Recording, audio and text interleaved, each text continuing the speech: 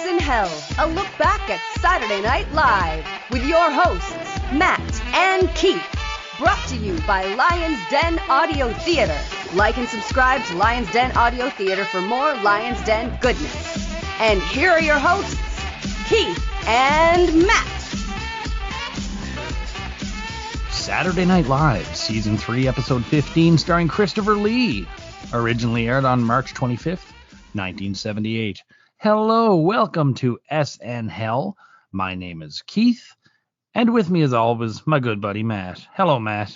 Hello, Keith. Sorry for sniffing during your intro. I hope the thousands didn't hear that. That's fine, and if they did, you're only human, my friend. I am. It's a hot, sweaty, humid Saturday night here where I am. Yeah, it's much the same here. Of course, I'm only across town, but all right, let's bring in Chili. Chili, how are you? I'm doing well. How are you? Doing quite well. Excited to be back, and I'm a big fan of Christopher Lee, as I'm sure people will learn as it goes on. But that does not necessarily save this episode. We will see. So yeah, tonight, Christopher Lee. I don't know for sure, but he might be the actor with the most on-screen film and television credits of the 20th century. Well, 20th, 21st century. Probably best known to newer audiences as either Count Dooku or Saruman. But the career that's like the very end. That's the tip of the iceberg. You guys are more into horror than I am. Talk about Christopher Lee.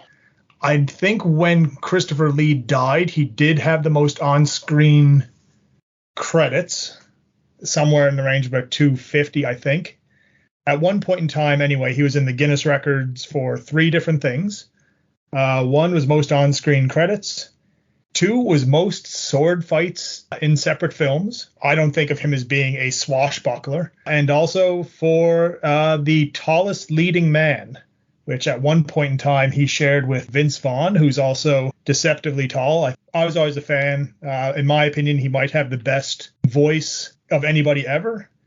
James Earl Jones is close, but having the British accent and sort of the upper crustness might put Christopher Lee over the top, in my opinion. But legend in horror, and as we'll probably see as the episode goes on, I think he probably could have done a lot more than what he was given to work with. Definitely. I'm with you on best voice ever, though. Guy's a Nazi killer. Was he Finnish special services or something? I forget his exact role, but I know he was involved directly in the fight with the Nazis for England. I mean, there's that famous story of when he was in the Lord of the Rings and somebody gets stabbed. Peter Jackson, the director, is kind of going about business, and Christopher Lee's like, no, that's not real. When somebody gets stabbed, it happens like this, and this is how they react, and this is how they feel. And you're like, what the fuck, Christopher Lee? You could be you're a 6'5", white-haired Englishman who played Dracula. You can turn down the creep factor by at least 10. It was called the Special Operations Executive, which kind of essentially sounds like it was the same as if you watch the movies The Kingsman. It kind of seems like that. Like, okay, upper class, because he did come from a pretty well-off family. And just like, you know what, these are the guys who are going to go in and do cool, like, spy shit. You know, these people were badasses, and he was certainly one of them. He was among them, yeah. We talked a little bit about Hammer before we went on the air, the Hammer horrors. That's really where most people know him from, right?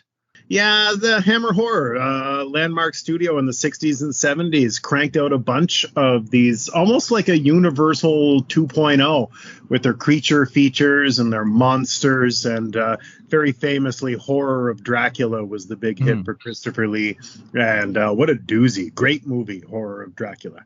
So this should come as no surprise, but it was Laraine who pushed for Christopher Lee to host. According to Laraine in later interviews, she'd been doing it for a couple of years. I'm quite glad she did. Laraine, a huge horror fan, and there'll be a little bit about that later. Christopher Lee showed up, said he will not do Dracula. He was kind of getting away from that.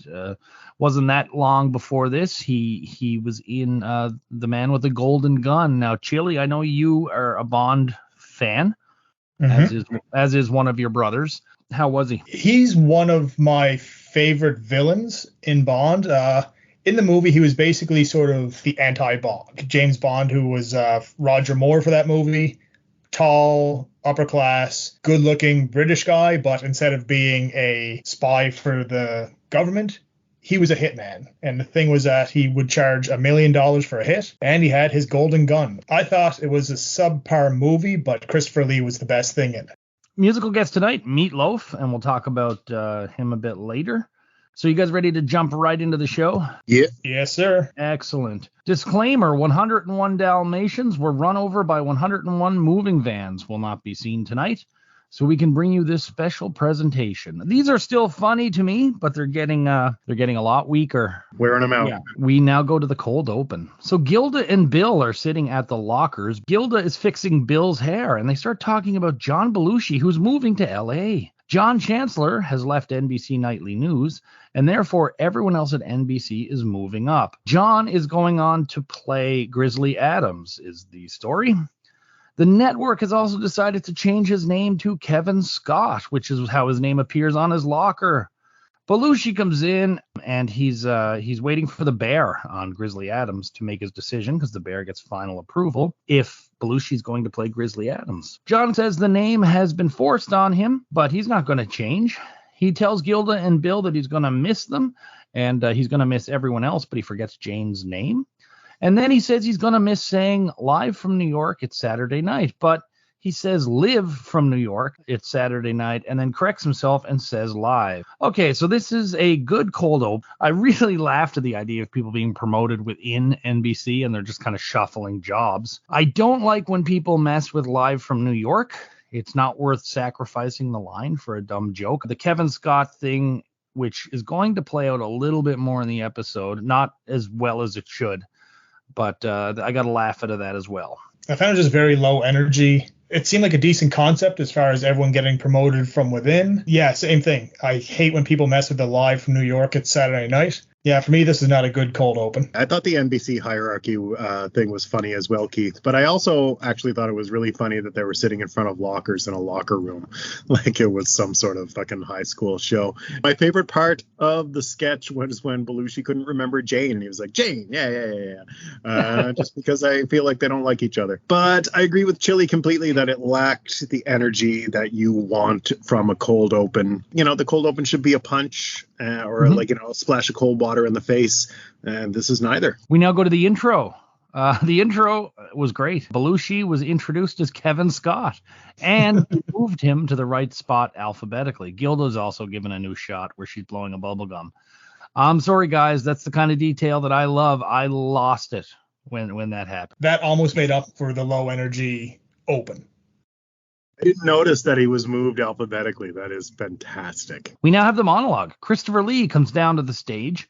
I'll be honest, it was strange seeing Christopher Lee in this context. You know, I was very much pulled in at this point, probably more than anyone we've had yet, actually, to me wondering how's he going to do. Says he's very nervous, mentions he's been in over 130 movies, and he starts going through his credits, and he even takes credit for playing Trixie on The Honeymooners. He's not doing horror movies so much anymore because they've gotten a lot weaker.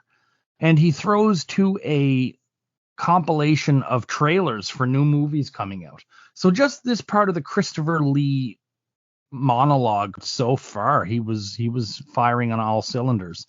So without going into the movie trailers, what are you thinking? Even though he is exclusively, well, not exclusively, but even though he's basically exclusively an entertainer, this is so far out of the element I picture him being in.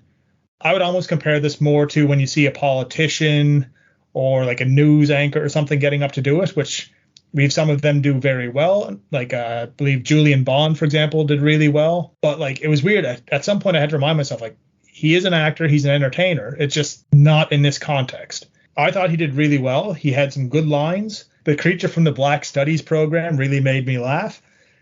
And yeah, he held himself well. And we should not ignore the fact that I've never seen a single picture of Christopher Lee with that fucking mustache.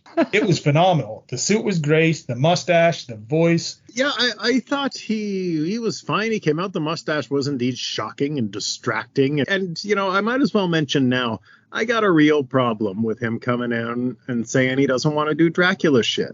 This is what made you famous. It doesn't matter what you're doing now. You're on a late night variety show with a bunch of cokeheads. Like, cut loose. Be available for the writer's ideas. Don't come in here with your little fucking I won't do this and I won't do that diva behavior. And I love Christopher Lee, and it's painful for me to say that, but grow up. I don't mind Christopher Lee saying it so much in this case, because at this point he'd been doing Dracula for probably 10 or 15 years. So I don't mind so much that he kind of put his foot down a little bit. And what we'll see later in this episode is I wouldn't trust the writers with too much stuff. You know, if you want to make those decisions for your career and the scripts you choose and the movies you're going to be in, that's fine. Christopher Lee is like 3 or 4 years away from starring in The Howling 2, which is one of the most fucking ridiculous, sleazy, trashy horror movies of the 80s. He has no high horse position here. You've been grinding away in Hammer Studios, making bank, getting mega famous. Go out there and do your shtick if we write you shit to do your shtick. The whole episode was basically horror themed, right? He still played death. He was still in a Dracula themed sketch. I guess I didn't mind it as much. It was almost like Muppet Show stuff, right? It was all very much horror thing. So it's not like he said, I want nothing to do with horror. Just, it was probably more like, listen, I understand, we'll do the horror stuff. That's what I'm known for. I just don't want to wear a cape and play the same character. And also, too, we are forgetting the best line of the monologue, I think deserves a bit of shout out, is when he said he's been over 130 films and they aren't all on at 3 a.m. on Channel 9. That was a good line, and the audience got a good kick out of it. It's an interesting thing. I mean, he obviously had no problem with horror. Seems to be just Dracula itself. I wonder though, like, I mean, there's obviously over the years many people who do this, and I suppose the producers have to sort of do not a risk assessment, but sort of say, okay, how many things can they say no to before we can't do a show with this person? What a good point. And I think it's, you know, because eventually there's got to be a limit. Otherwise, like, why the hell are you here if we can't do anything with you that we can't have fun with? So, yes, at the end of this part of the monologue, he talks about how horror movies have gotten weaker. And he gives 3 examples. The Creature from the Black Studies program, Frankenstein snubs the Wolfman, and Dr. Terror's House of Pancakes. And he throws to 3 coming attractions. The first one, Garrett plays Dr. Mobius, who works at an airport lost and found. He's trying to help Laraine find some of her bags. Gilda comes in as a sort of Igor type carrying the bag, and we learn that this is the island of lost luggage. We then go to Bill and Jane playing a couple who are at the end of a party and they're ready to go to bed. But John Belushi plays a guest who is trying to stick around, wants to borrow a record, and he isn't getting the hint that it's time for him to go. And this one is called The Thing That Wouldn't Leave. Kudos to Jane and Laraine in this whole segment. Their horror screams are awesome. Dan, in the third one, plays Vincent Price. And he's the star of Dr. Jeckyl and Mr. Rogers. Laraine plays his assistant. We start with Vincent Price basically being in a lab, and then he goes over to a closet and changes his jacket and his shoes, just like Mr. Rogers does. All these are narrated by Tom Davis. Really liked these 3. Again, Dr. Jeckyl and Mr. Rogers got a loud, audible laugh out of me, and I rewatched it a bunch of times. It was really funny to me how at one point I couldn't tell if Dan was doing a Vincent Price, a Fred Rogers, or a combination of both. I wasn't too big a fan of the Island of Lost Luggage. The Thing That Wouldn't Leave, I think we've all experienced. That was really good. You just have the person who just won't leave, right? So that was great. And Dr. Jeckyl and Mr. Rogers, good concept. I will say Dan didn't do a particularly good Vincent Price or a good Mr. Rogers, but somehow it was a decent melding of both. So the second 2 get thumbs up. First one I could give or take. I think my problem with these mostly stemmed from the fact that they occurred during the monologue and the host isn't involved. Like, this is supposed to be Christopher Lee's time to go out there and be funny and present himself and maybe have a few laughs.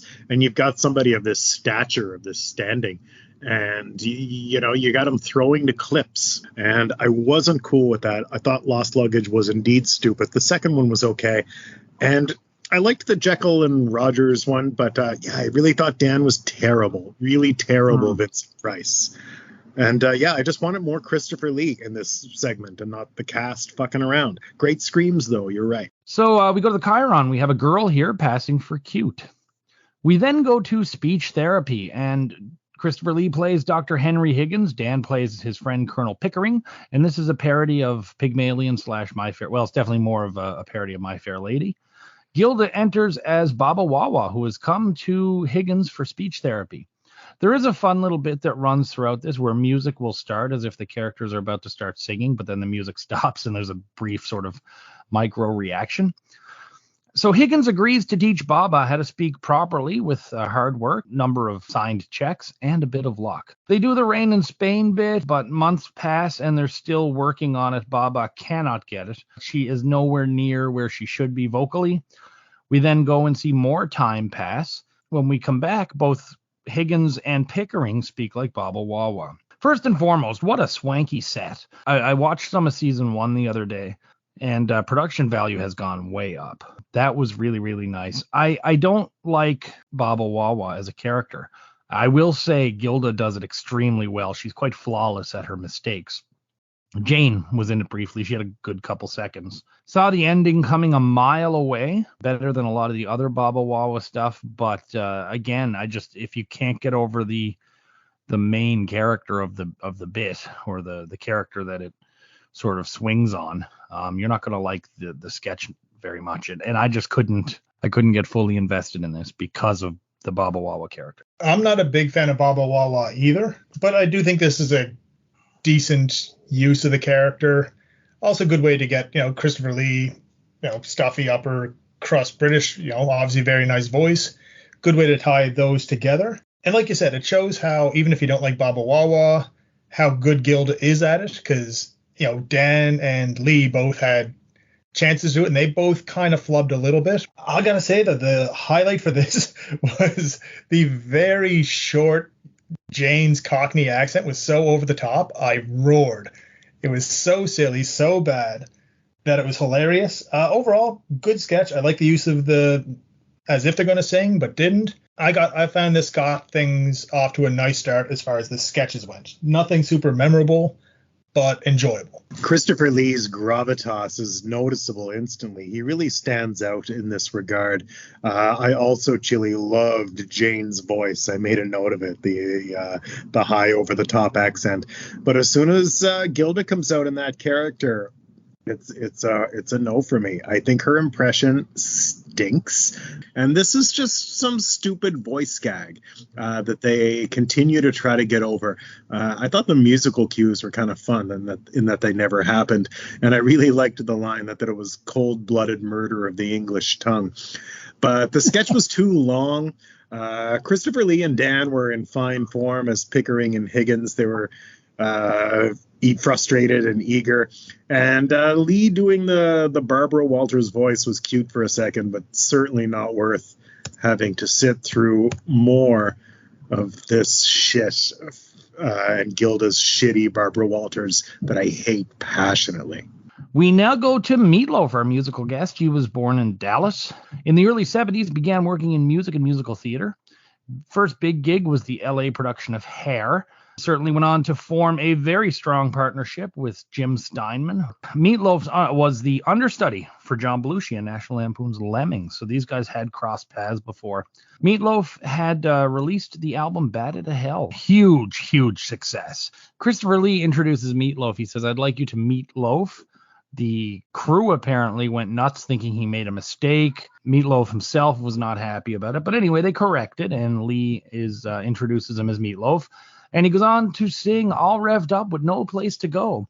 I thought this was an excellent performance. I don't expect anything less from Meatloaf. I'm a big fan and really enjoy his music and love seeing him do stuff live. I'll be honest with you, part of what I like the most about doing the show with you guys is when it comes to the musical performances, I rarely know who they are, but I am very familiar with Meatloaf, so this didn't have that, I guess, surprise factor, even though more often than not the surprise is not a pleasant one. This could be an ultimate compliment in a way, but at times I almost wondered if the music was being piped in. I know he's known for being a phenomenal live performer, but it almost sounded too good for the type of song it was. But hey, that's why he's famous, and that's why the album's a hit, and that's why people still talk about 1970s Meatloaf performances 50 years later. So overall, this is a nice change from some of the drudgery that we've had in the musical guests. Let me start with the Christopher Lee part because I thought that was hilarious. I'd like everybody to meet Loaf, and Christopher Lee was just perfect for that gag, as per my notes. Now, Meatloaf. My dad loves Meatloaf. There is no two ways around it. Maybe it is a thing that you're traditionally resistant to the music your parents enjoy as some sort of sense of rebellion. I don't know. Maybe that's it. I don't know. But I don't like Meatloaf. So while I do welcome the change of pace from the acoustic white bread rock from the show, I thought this was a dull performance. This is the worst song on the album. And I thought Meatloaf sounds terrible. His voice is fucking shot. He's missing notes. He's all over the place. And despite the fun choreography during the guitar solo, I really thought this performance was atrocious. I do think every time I see Meatloaf back in this time, I'm always shocked. Like, this fucking guy lasted another 40 plus years. He made it long enough to be on The Apprentice, right? Why should I respect Meatloaf after this performance if I don't know Meatloaf? I see this guy out here, and his voice is obviously shot. Maybe he's doing too many shows. I don't know. I'm not his fucking booker, but I know he does sound terrible, and if I don't know him going into this, I don't walk away as a fan. All Revved Up and No Place to Go is not a song for me, and I know it's Saturday Night Live. I'm not going to hear Paradise by the Dashboard Light, but I wanna. It's funny, Matt. This brings up, somebody asked me about this on Twitter the other day. It's like when the two of us disagree on something, it's like, I'm like, why don't you take Matt to task when you disagree, or why doesn't Matt take you to task? The reality is that I completely disagree with you, and I've known you long enough to know that you're not going to change my mind, and I'm not going to change your mind. So why waste the bandwidth fighting, right? This is why we're friends. I know, it's great. And then we just let the third chair sort of tell us who's right, I guess. My mind can easily be swayed either way. Yeah. Let's go to Weekend Update. So we still have Dan and Jane at the desk. This one is brought to you by Aqua Velveeta, a man's after cheese lotion. Stupid as hell. I loved it. They weren't going for the sort of the pussy whip Hershey Highway jokes they have been. I kind of appreciated this one. Just a couple of bits from this one. Pay toilets have been overturned in Florida, but they might be doing pay zippers on your pants. There's a Crosby, Stills, Nash and Young pun that was quite funny. They talk about Beatlemania Mania, a tribute to the Beatles, Beatlemania playing on Broadway. John Belushi comes in as Kevin Scott, and he's coming in to talk about a French oil tanker that broke up over the ocean. He does a thing with a toy boat that's filled with oil, and he keeps spilling it all over the place, and he accidentally hits Dan with it, and then he starts just screwing around with Dan, trying to get oil on him. It's very odd. Dan breaks a few times, and I don't think we see that very often, if at all. Leon Spinks was arrested for several infractions, but he says at least he still has his good looks. Another joke about Leon Spinks not being a very attractive man. And Jane and Dan do a bit where the WGA is striking against Sesame Street. They do like ab, pick, et. Then we get a new movie review from Bill Murray, but this is actually his Oscar picks, and this goes on to be a big thing. He goes on to pick Diane Keaton and Richard Burton and The Goodbye Girl to win the Oscars that year, and that the reason Bill picked The Goodbye Girl to win is that it's the only one he saw. Incidentally, he'll be right about Diane Keaton, but not about the rest of them. We then go to Point Counterpoint, and this is the first of what will become a recurring gag, where Dan and Jane are going to argue about the success or the efficiency of having point counterpoint segments on news shows. And this very quickly turns into a personal thing, and we get our famous Jane, you ignorant slut. The funny thing about the point counterpoint is this is so close to what these things have become in actual news now that it's almost not funny. Certainly, like Facebook arguments and stuff are this now. So I really enjoyed seeing our first point counterpoint. I do believe it will go on to become a bit tedious over time. All things considered about this Weekend Update, I really enjoyed seeing Dan cracking. Belushi coming out as Kevin Scott with the oil tanker fucking around with Dan was funny. I thought Bill's movie review or Bill's shtick that he's doing on Weekend Update has gotten even better. And yeah, point counterpoint, a lot of fun. So this was actually one of the better weekend updates for me. Don't think I can disagree with you more. I found this to be probably the worst weekend update I can recall. The energy wasn't great. The Belushi thing, aside from like him messing with Dan and Dan cracking a bit, wasn't a fan. Jane did her best, but I just found the jokes weren't there. And maybe they were a bit more, some of them were maybe a bit more topical, that not being around back then, I just don't get the joke of it. And Bill Murray's thing, like, I like Bill Murray. I like when he gets the chance to do this type of stuff, but this one went on forever and it didn't seem rehearsed. Big thumbs down for me. I think Dan is as terrible as ever, and the jokes are mostly flat. They kept up the Kevin Scott bit, which I enjoyed, and I really liked the Sesame Street part with Dan and Jane combining the words. I thought that was clever and fun. I was excited for Bill's desk bit and disappointed that it was rambling and went on too long, but I definitely see the potential there and do hope that they fine-tune it, because Bill's great in this kind of correspondent / weekend update character position. I really like it. And point counterpoint, I was waiting for it. It's one of those classic sketches that I was like, when does it come along? When does it come along? And it did, and I popped for it, and it was the first sign of life from Dan Aykroyd in his weekend update history. And thank God for that. I really enjoyed that part. So yeah, middle thumb for me. A middle thumb from you from Weekend Update this season is like, oh, right. Yeah, really. So we now go to Mr. Death, and this was written by Alan Zweibel, Herb Sargent, and Gilda Radner. And Sargent was usually just over on the Weekend Update, so we don't see too many sketches that he was involved in. There's a big backstory on this one. So Laraine Newman, huge horror fan, as we say pretty much every episode, she wanted to do a scene with Christopher Lee and had been lobbying for Lee to host for some time. Gilda got assigned the role of the little girl in this sketch, and Laraine was really hurt by that. So she went to talk to Lorne about it, and she basically said, Gilda gets a lot. I want to do something with Christopher Lee. I can play a little girl just as well as she can. Laraine didn't, and this is something she said herself, she didn't advocate for herself enough when it came to getting roles.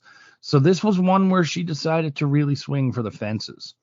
The issue that sort of comes into play is that she didn't know that Gilda had written this, and the sort of rule was, and still is, if you write it, it's yours. You know, you decide, are you doing it or is somebody else? Now, in one of the books, in the Hill and Weingart book, they say she threatened to quit the show, and Lorne went around and told people that she was quitting if she didn't get the role.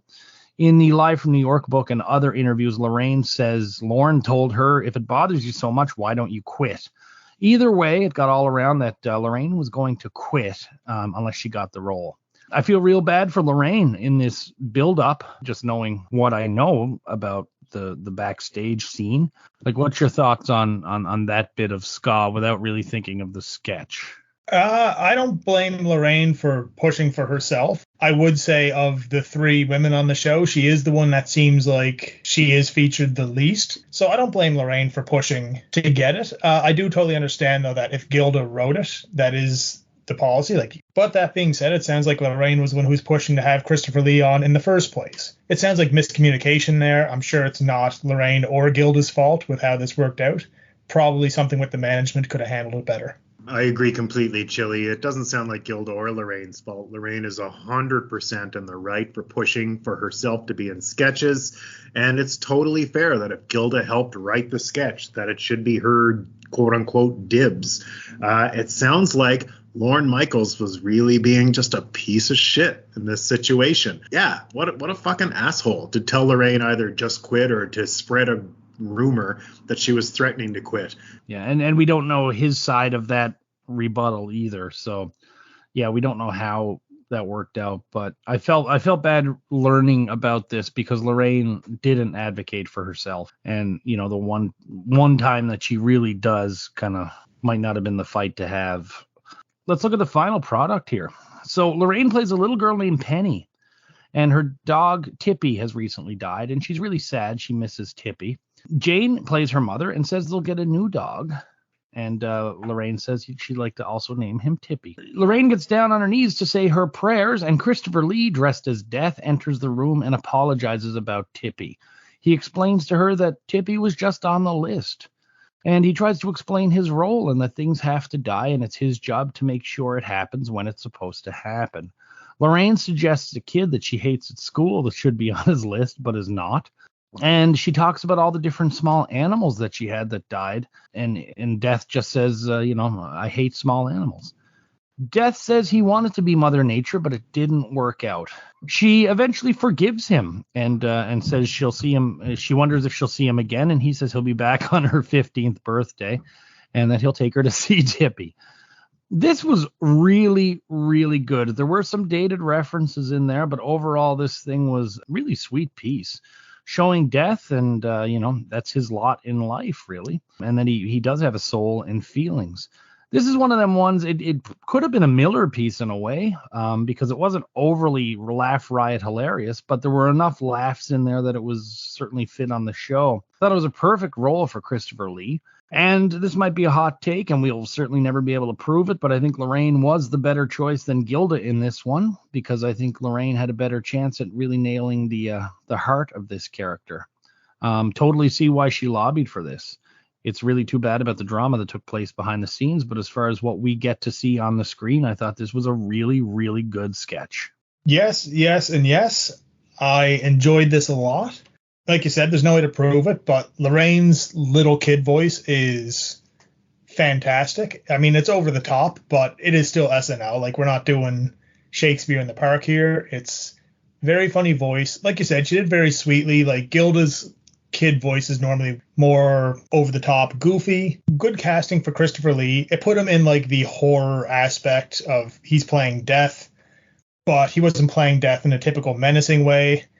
And it really kind of made me think, I would have liked to see Christopher Lee get to play more like grandfathers and stuff. Like, it's almost too bad his second wind, his resurgence, I guess, it came when he was basically already in his 80s doing the Lord of the Rings and the Star Wars. Thou shalt not witness false bears was just a little kid misunderstanding it. I like this a lot. Agreed. Great sketch. I loved it. Laraine is fucking awesome. I would not want anybody else in this sketch. When Christopher Lee came out as Death, he was horrifying. With, half his face concealed by that black robe and the shadows and the scythe. Line of the sketch for me is when he said, "It's a living." That's some clever shit right there. And again, cover up thy neighbor's wife. Great stuff from Laraine. I noted again that Christopher just looks so menacing, but it is sweet. It has some heart. And Lorraine's going to die when she's 15. I do find the sketches pretty long tonight, but this was one that deserved it and needed it. And I fucking loved it. I thought it was terrific. We now go to suggestions for Sadat. And Garrett Morris plays Anwar Sadat, the president of Egypt. He's really struggling to create peace in the Middle East. Everything he's been trying has been failing miserably, and he doesn't know what to do. So he's asking people to send in suggestions for what to do. I really like this. This was the perfect silly to complement the last sketch. I'll go ahead. It didn't work for me so much, this sketch, Keith. I thought it was too fast. Maybe it was too fast paced for me. I'd give it a rewatch. This is like the first time in 3 seasons, 15 episodes, 3.15, I think we are. But yeah, this is the first one where I'm like, wow, it was so fast. Maybe I didn't get it because I thought it was too, it struck me as too topical and it all just kind of flew over my head really fast. Same here. I didn't get what it was referencing. So I couldn't tell you if it was a good impression, bad impression, funny jokes, not funny jokes. It was just very much of the time, and I'm not of that time, so I have no opinion of the sketch one way or the other. Oh, it's not a good impression. I just like the notion of a world leader. I wonder how close we are to that with the Twitterverse, a world leader appealing to the masses for what the hell's he going to do to create peace in the Middle East, We now have a Chiron. This person won't seize the moment. We now go to a Gary Weiss film. We now get Foreigner's Cold as Ice song with intercut shots of a woman killing Stacy Keach in a variety of different ways, like with a knife, scissors, and a handgun. I didn't really like this one. This brought me back to some of his more music-y video ones that I don't particularly enjoy. So pass for me on this Cold as Ice song. What was this? Like, who's it for? It wasn't funny. It wasn't pretty. It wasn't like it was as flat as a plate of piss. It was terrible. Do they not screen these before they show them, or is that part of the whole live thing? Like, hey, he's gonna send us something. We'll put it on the air, and then we'll all get a chuckle out of whatever he has on there. Like, what's this doing on Saturday Night Live? It's not funny, not good looking. It's just pure garbage. This sucked. Chili, I've been looking forward to you shitting on this all day. Thank you. I honestly don't understand. I thought that he was done. Like, it's been so long I've seen one of these. And then it's like, ladies and gentlemen, Gary Weiss. Is like, no, there must be another guy named Gary Weiss doing these things, is there? And then it was a music video. It wasn't funny. It was a music video. It was, hey, I'm with you. It was a bad music video. I didn't know who it was. I thought it was Fidel Castro, and I wasn't getting the joke. And then I also just wrote in my notes, hey, Foreigner, it would have been a cool musical guest. The whole thing is, it's a complete miss for me. What a waste of time. The very first one I saw was the one where a guy basically made out with a dog, and that was so far still probably the best Gary Weiss thing I've seen. I think you enjoyed when Garrett was working on the night moves with that woman. Maybe, but actually, I may have done so begrudgingly. Well, Chili, you'll be delighted to know Gary Weiss's time is coming to an end. And between season 3 and 4, we're going to have a special episode with some of our third chairs going through all of Gary Weiss's movies and picking one. You fucking dare. We need you for that one, Chili. I am unplugging my internet. Chili's going off the grid because of Gary Weiss. Like, there are some brilliant Gary Weiss films, but you have not seen them. Yeah, the toilet seat one with Buck Henry remains my favorite Gary Weiss film. It was just so fucking stupid and ridiculous, and Buck Henry took it so seriously, and it was just so shot like it was a serious piece for news media, and I just thought it was brilliant. Yeah, Chili, you got to see the good ones. They're out there. He only gives so many chances. You know? It's like an abusive relationship. It's like I keep being told, like, oh, don't worry, he'll change, it'll change, and I keep coming back. You don't have to listen to us. Let's go to Del Stater's Rabbit Hut. This is a throwback to season 1, actually. We see Dan as Del Stater at the Rabbit Rotisserie joint. It's a place where you can get freshly cooked or freshly rotisseried rabbit. Jane and Bill come in with a kid, and they sit down and eat. You just see this little, rabbit corpse on the spit. Yeah, Gilda and Laraine play some singers. They do a little jingle. We've heard the name Del Stater before because he owned a Toad restaurant in a Buck Henry episode quite a ways back. This was quick, standard bit. I love how Dan looked here. He had a big fake mustache on, and I really loved the jingle. I thought Laraine and Gilda were hilarious. It was a nice quick bit. I mean, pretty unoffensive. The big takeaway I got from this is I feel like I felt like he probably grabbed that mustache and was like, oh, this is a wicked comedy mustache. And then Christopher Lee walked in with an even better, bigger comedy Yosemite Sam mustache, and Dan was probably like, oh, fuck, this mustache isn't as funny anymore.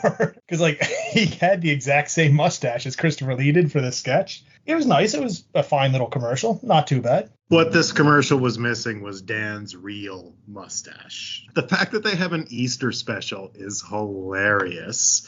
I really like, you come in and you pick your rabbit, and the rabbits are all rotating on the broiler, and the kid's like, great rabbit, better than chicken. They're really selling it, which I appreciate. We got plenty of them.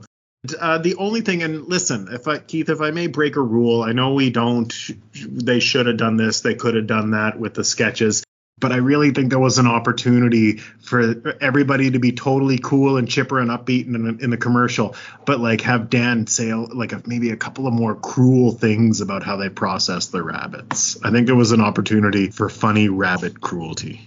They went pretty dark there at one point. You remember the clucking chicken? I think it was around. Yeah, it didn't go there. First, they chopped my head off. We now go to Vampire Nixon. Lee plays a version of Van Helsing, and he's accompanied by Jane, who's playing Maureen Dean, and John as Carl. They are going to a place. They don't reveal what it is. They're trying to break in and end something. And it turns out to be Richard Nixon's house. Dan plays Nixon, who is looking over his memoirs before he sends them off to a publisher. Maureen buzzes, and Nixon asks if she's alone. She says she is, and he tells her to come in. He puts on Misty by Johnny Mathis. He's then shocked to see that Lee as Van Helsing and Belushi as Carl are there. So what they're there to do is to destroy the soul of Watergate because it has been haunting them for long enough. Nixon sees his memoirs as his way back to the presidency, but Lee is fighting him off because he wants to drive a stake through the memoirs. Belushi comes in with a photo that I can't make out who it was. It might have been, at first I thought it was Eisenhower, but then it might be the old Attorney General, Richard Kleindienst, but it's hard to tell who it is because there's a glare on it. Lee says that the book has to be destroyed before it makes its way into bookstores and libraries and just spreads around. He drives a stake in the book, and Nixon dies slowly. The book is taken away to be burned. Nixon wakes up, starts his memoirs all over again. There's a couple jokes in there about $19.95. It was a big deal as the book was being sold for that, which was seen as an exorbitantly high number. So this is Lee playing Van Helsing. He won't do Dracula, but he'll do the opposite. I thought he was great. I thought Jane and John were fine in this, but the sketch was way too long. It didn't have nearly as many laughs as it could. I was really annoyed that I couldn't see that photo very well. I don't know if it was the old Attorney General or the whatever. Another great elaborate set, though. Really, this kind of goes to a point Matt's had. Like, Watergate is still hanging on over everybody's head, and it stays there for a long time after Nixon was gone. The story about killing off Watergate on a show that continues to exploit Watergate's bit of unintentional irony there. Funny, it's like in your face, you don't realize that you're part of the problem here, SNL. I like the premise, the whole Nixon Watergate stuff. It doesn't go over as well right now. Like, it is kind of funny to think of a time and like, oh, this Richard Nixon lied about a few things. He was the worst president. It's kind of hard to look back on that type of thing and be like, oh yeah, I guess, at least he had the decency to, resign and not disappear into the ether. But Dan's spooky Nixon movements were really funny. Everyone acted the part well. I just find it wasn't a very funny sketch. So this is very much a thumbs in the middle for me. I guess it was nice to see Christopher Lee in the, we'll say, Van Helsing role. He put on an accent that no one else bothered to do, which was kind of an interesting choice. There wasn't too much to this sketch. It felt like definitely one of the last sketches of the evening. Jane and Christopher, I thought were good in their positions, and I thought Dan's death throes were pretty funny. But holy shit. They're on their second president since Nixon. I understand Watergate was a huge scandal. Nobody died. The country wasn't in jeopardy. This is not a national security issue. The world is not crumbling. Like, betrays, in my opinion, the innocence of the time. Like, now, if Watergate fucking happened today, it would be page 2 news compared to what's going on. Aside from the fact that that's a little hard to digest, who on the staff is obsessed with writing this shit? They've got a thing for it, and it's got to be somebody's pushing this, like, this is funny, we should talk about this. Maybe it's Alf. It's Alf. I was just going to say, maybe it's fucking Alf Rankin.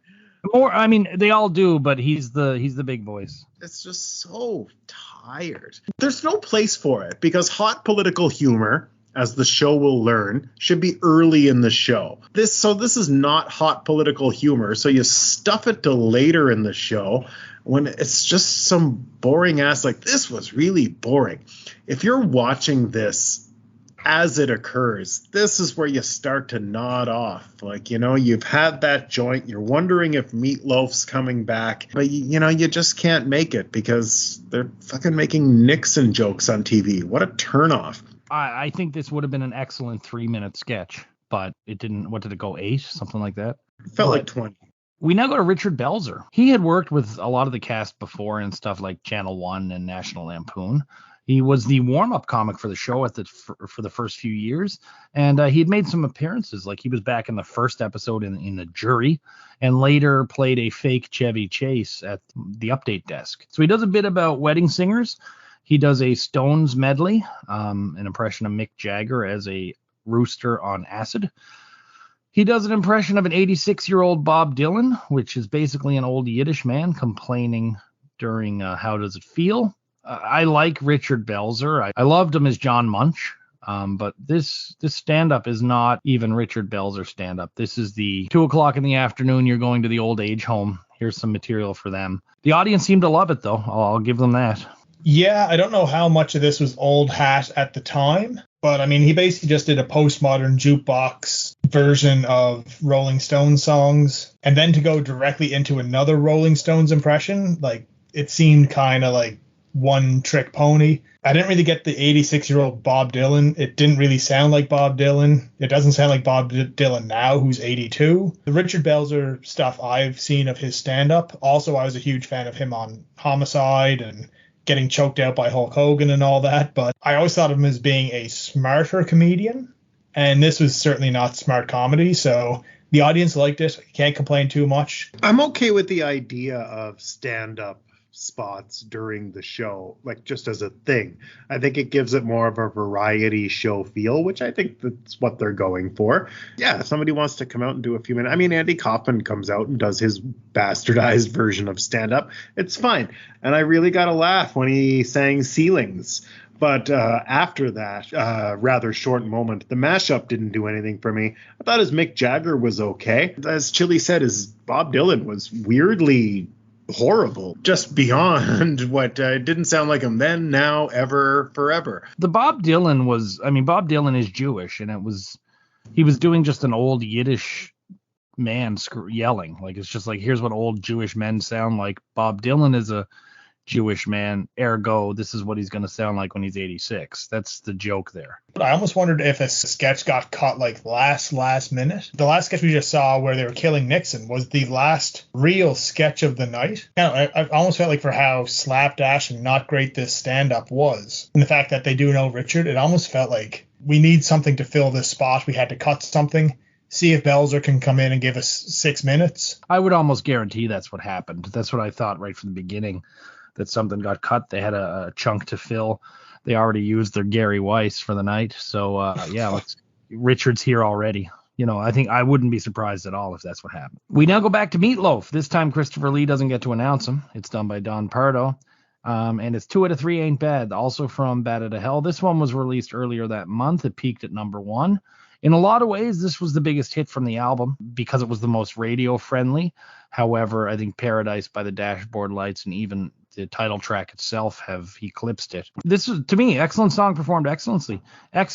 Not just Meatloaf, but that whole band. I mean, these are musicians that are wisely picked. I will say in both performances, I was a little disappointed not to see old Max Weinberg at the drum kit. I've always liked the song. I think it's a great song. It's a very beautiful song, but at the same time, it's also very cruel, which is sort of what works for it. He sang it very well. I preferred it more than the first song. It sounded great. Beautiful song. Well performed. Thumbs up. I'm pretty shook that you guys think this was well performed. I really thought he sounded terrible. He drifts off key. Like he fucks up notes. Like his vocal performance tonight is in the toilet. I knew we were going to get 2 out of 3 Ain't Bad this late in the show.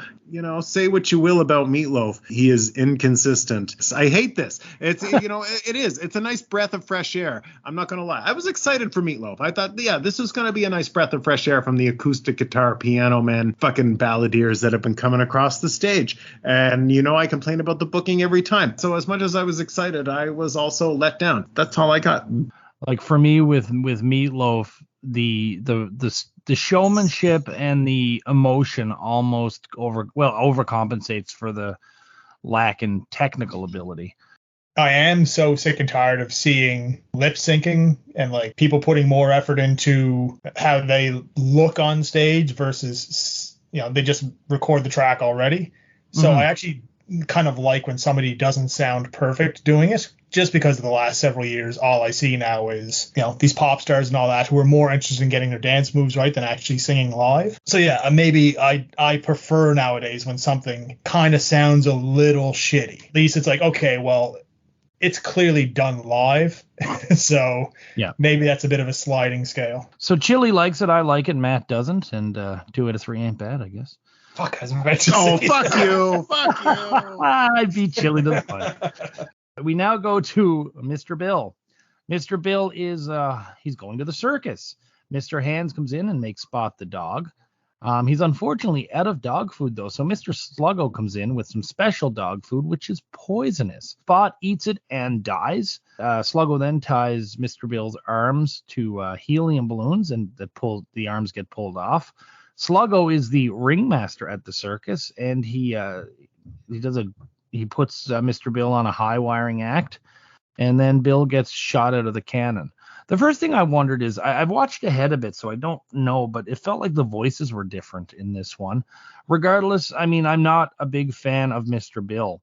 I know people like it, so I'm glad it's there for them folks, but Mr. Bill's not my thing. Were the Muppets unavailable for tonight? They had Mr. Bill, they had another Gary Weiss thing, and like, I'll watch Mr. Bill, a 3.5 hour long director's cut movie of Mr. Bill before Gary Weiss, but I would be very happy to never see Mr. Bill again.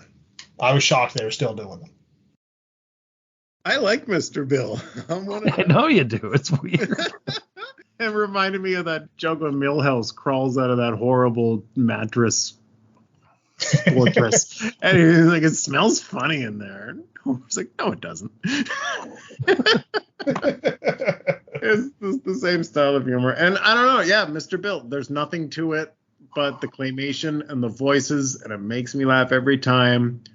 Hashtag them folks. We love it. Well, apparently Walter Williams, the creator, is one of the nicest people anyone will ever meet, I've heard. Which makes me feel bad. You know, I'm not into it. I don't know why. We now have a Chiron, and this person is mentally overdressing their date. And that person is a person named Cheetah Chrome, who's the guitarist of the punk band The Dead Boys. I've heard of The Dead Boys, but I thought it was Janosch from Ghostbusters 2.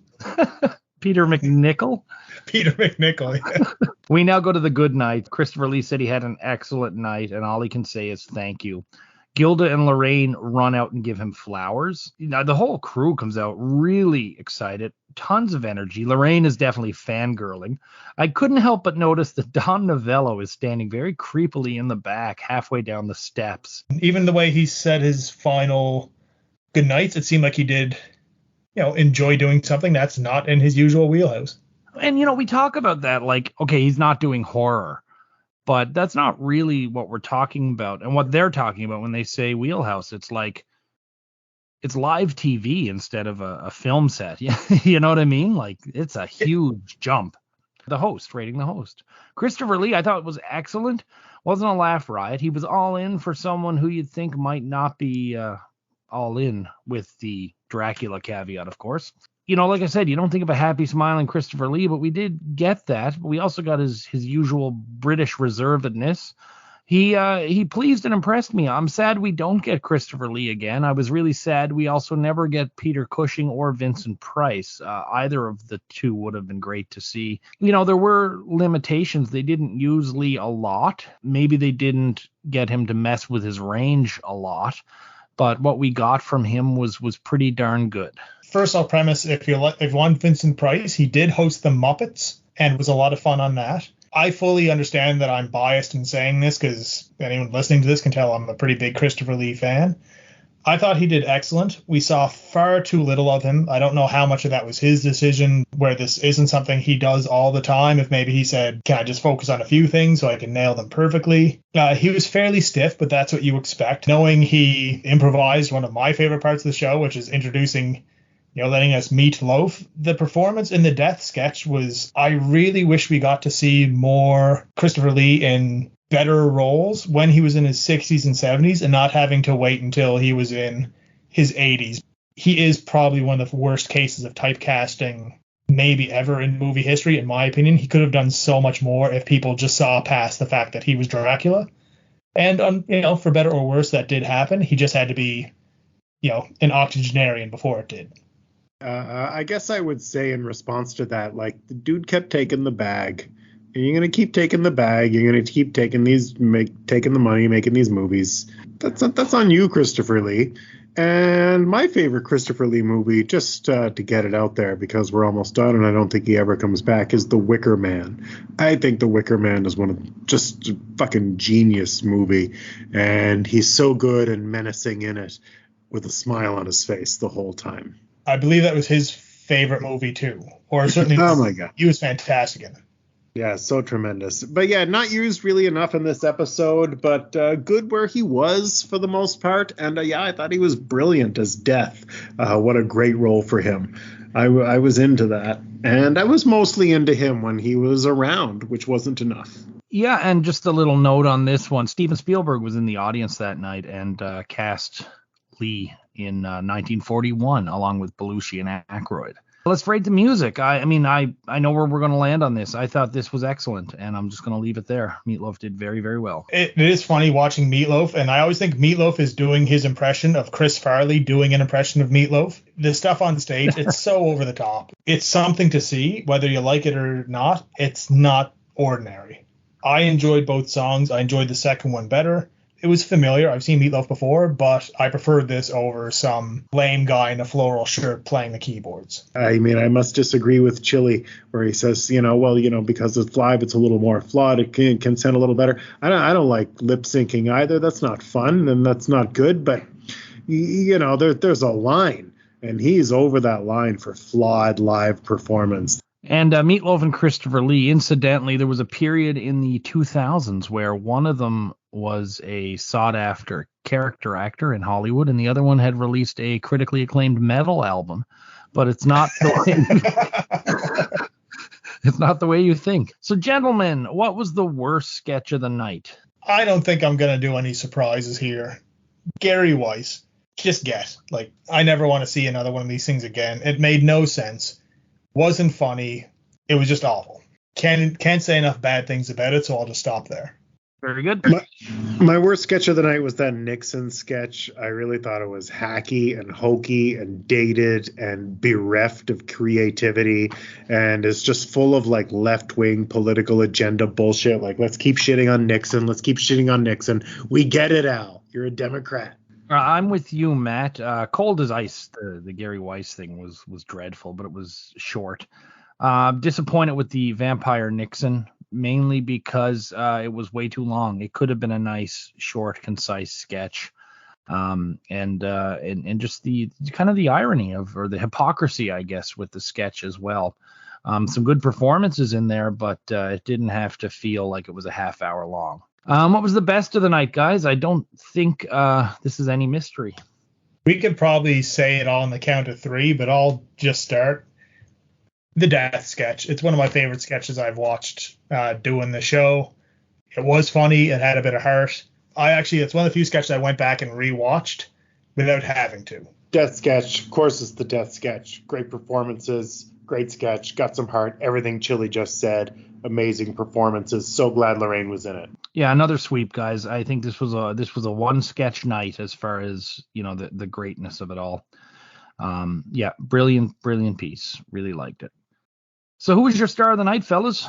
For me, this is a runaway, but I will give a special shout out to Jane. She didn't have tons to do as far as comedy, and to be honest with you, I do find this is maybe the worst update I've ever seen, and she is part of that, so that brings it down some. But her Cockney accent, her horror screams, she delivered a lot of what was asked of her. But for me, this is I could be wrong. I think this is the first time I am giving star of the night to the host. Could be biased, but I think that if you look at, for as little as he was given to do, Christopher Lee did everything that was asked. He did it well. He had like I said, a gravitas to him that you do not expect to see in this format. And he's also benefited by the fact that the writing was not, like you said, there was some good concepts, but the writing was not good on this show. And a lot of the regulars, Belushi did nothing. Aykroyd seemed off. Hardly saw Bill Murray, and what he was in was, for the most part, that awful, overly long Weekend Update. So, yeah, this was a pretty easy one for me to hand it to Christopher Lee, and I don't feel like there's any type of favoritism or prejudice there. Incidentally, let the record show you also picked the host one other time, and it was for O.J. Simpson.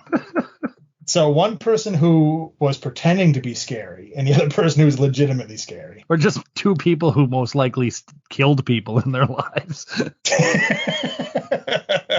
My star is Laraine. Of course, I picked Laraine. I thought her performance in the death sketch was memorable, and it's it's one of the performances that I'm going to take away from this whole podcast, and one of the things I'm going to remember most about this season, certainly. But I mean, as Chili said, what a shout out to Jane. I almost gave it to her just based on her over-the-top Cockney accent alone. I also went with Laraine. This was the closest I've come to giving it to the host in a very long time. But I did go with Laraine because of the strength of the Mr. Death sketch. And like you said, Matt, the screams. And I really like the little jingle at the Rabbit Hut too, which was her and Gilda. So overall, folks, this one, wow. So nothing really stood out for me on this episode other than the death sketch. Lee being an obscure but great host, and Meat Loaf, which I thought was great. Update for me was better. The sketches were a wide range. Vampire Nixon and speech therapy felt really, really long. Other than Mr. Death, the best stuff to watch was the shorter bits, like Mel's Rabbit Hut or the coming attractions or suggestions for Sadat, which I really did enjoy. I don't like the notion that a sketch ever has to be a certain length. If it's entertaining and funny, a sketch can be 3 hours long. If it sucks, 5 seconds is too much. So I sort of split the difference with this one, and I went with a 6 out of 10. The term guest host really kind of struck me here.